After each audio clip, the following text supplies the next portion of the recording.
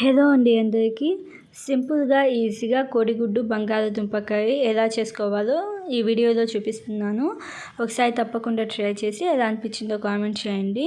ముందుగా ఒక మిక్సీ జార్లో 2 చిన్న సైజు టమోటాలను సన్నగా కట్ చేసి వేసుకుంటున్నాను.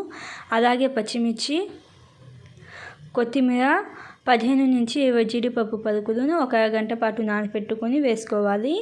బ్లాక్ పెప్పర్ 1 స్పూన్, పెరుగు 3 స్పూన్లు వేసుకొని ఫైన్ పేస్ట్గా చేసుకోవాలి. ఇలాగా ఫైన్ పేస్ట్గా చేసుకున్నాం కదా. ఇప్పుడు ఒక కడాయిలో 2 టేబుల్ స్పూన్ల ఆయిల్ వేసుకొని బంగాళదుంపలను పైన పొట్టు తీసి ఇలాగ మీడియం సైజు ముక్కలుగా కట్ చేసుకొని వేసుకోవాలి. బంగాళదుంపలు వేసిన తర్వాత సాల్ట్ 1 స్పూన్, పసుపు 1/2 స్పూన్ వేసుకొని మీడియం ఫ్లేమ్లోనే అంటే మంట మీడియం ఫ్లేమ్లోనే పెట్టేసి బంగాళదుంపలు కొంచెం క్రిస్పీగా అయ్యేదాకా గోల్డెన్ బ్రౌన్ కలర్ వచ్చేదాకా ఫ్రై చేసుకొని ఇప్పుడు వీటిని ఒక ప్లేట్లోకి ట్రాన్స్ఫర్ చేసుకోండి. ఇప్పుడు అదే ఆయిల్లో మనం ఆల్రెడీ ఉడికించి పైన పెంకు తీసుకున్న కోడిగుడ్లను వేసుకోవాలి. ఇక్కడ నేను 5 కోడిగుడ్లు వేసుకుంటున్నాను. అలాగే రెడ్ చిల్లీ 1 స్పూన్ వేసుకొని ఒక 4-5 నిమిషాల పాటు మీడియం ఫ్లేమ్లోనే ఇలాగ ఫ్రై చేసుకున్న కోడిగుడ్లను ఒక ప్లేట్లోకి ట్రాన్స్ఫర్ చేసుకోండి. ప్లేట్లోకి ట్రాన్స్ఫర్ చేసుకున్న తర్వాత అదే ఆయిల్లో జీలకర్ర 1 స్పూన్, అలాగే సన్నగా కట్ చేసి పెట్టుకున్న ఉల్లిపాయలు 2 మీడియం సైజ్ ఉల్లిపాయలను వేసుకోవాలి. వేసుకొని ఆనియన్స్ అనేవి మనకి కొంచెం పింక్ కలర్ కంటే ఎక్కువ అంటే కొంచెం గోల్డెన్ బ్రౌన్ కలర్ వచ్చేదాకా ఫ్రై చేసుకొని మనం రెడీ చేసుకున్నాం కదా ఫైన్ పేస్ట్, ఆ ఫైన్ పేస్ట్ వేసుకోవాలి.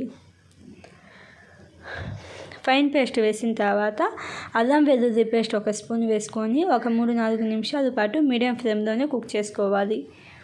ఇలాగా ఒక 3-4 నిమిషాలకి అల్లం వెల్లుల్లి పేస్ట్ పచ్చి వాసన పోతుంది కదా. అల్లం వెల్లుల్లి పేస్ట్ పచ్చి వాసన పోయిన తర్వాత ఆయిల్ సపరేట్ అవ్వడం స్టార్ట్ అవుతుంది. ఆయిల్ సపరేట్ అవ్వడం స్టార్ట్ అయిన తర్వాత పసుపు 1 స్పూన్, సాల్ట్ 1/2 స్పూన్, ధనియాల పొడి 1 స్పూన్, గరం మసాలా 1 స్పూన్,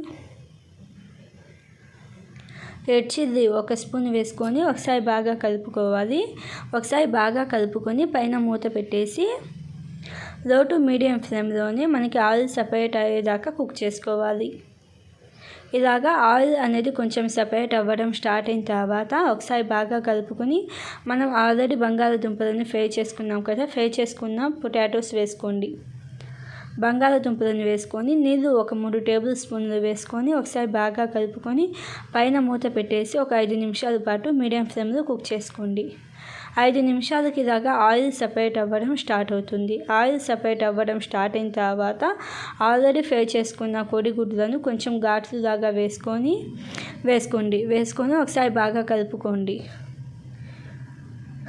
ఒకసారి బాగా కలుపుకొని పైన మూత పెట్టేసి మీడియం ఫ్లేమ్లో ఒక 5 నిమిషాల పాటు కుక్ చేసుకోండి. 5 నిమిషాల తర్వాత సాల్ట్, రెడ్ చిల్లీ సరిపోయిందో లేదో చూసుకొని కావాలంటే ఇంకొంచెం సాల్ట్, అలాగే సన్నగా కట్ చేసిన కొత్తిమీర వేసుకొని లో ఫ్లేమ్లోనే ఒక 30 సెకండ్స్ పాటు కుక్ చేసుకోవాలి. అంతే అండి, సింపుల్ అండ్ ఈజీ కోడిగుడ్డు బంగాళదుంప కర్రీ అయితే రెడీ అయిపోయింది. చపాతీలోకి కూడా చాలా బాగుంటుంది. ఒకసారి ట్రై చేసి ఎలా అనిపించిందో కామెంట్ చేయండి. Thank you.